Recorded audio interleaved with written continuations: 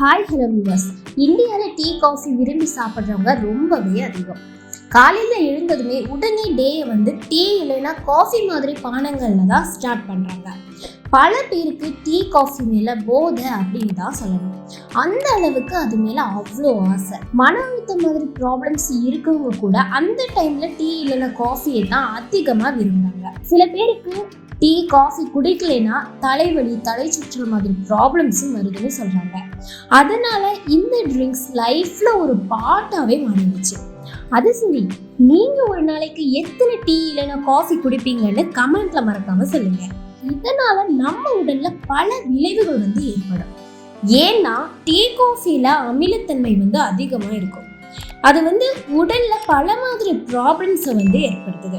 பல பேர் இதை பத்தி தெரியாம ஒரு நாளைக்கு 4-5 டீ காஃபியாச்சும் குடிச்சிட்றாங்க. மக்களோட வாழ்வில் ஒரு பகுதியா இருக்க டீ காஃபியை ஸ்டாப் பண்றது ரொம்பவே கஷ்டமான ஒரு விஷயம்தான்.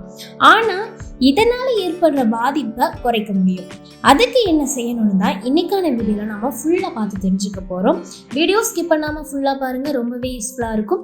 வீடியோக்குள்ள போறதுக்கு முன்னால வீடியோக்கு லைக் பண்ணிட்டு உங்க ஃப்ரெண்ட்ஸ் அண்ட் ஃபேமிலிக்கும் ஷேர் பண்ணிக்கோங்க.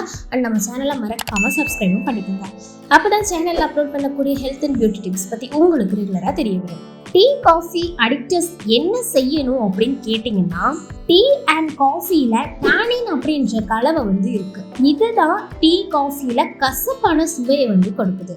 இந்த பொருள் அதுல இருக்க ரீசனாலதான் ஒரு மாதிரியான அடிக்ஷனும் அதுல நமக்கு ஏற்படுது.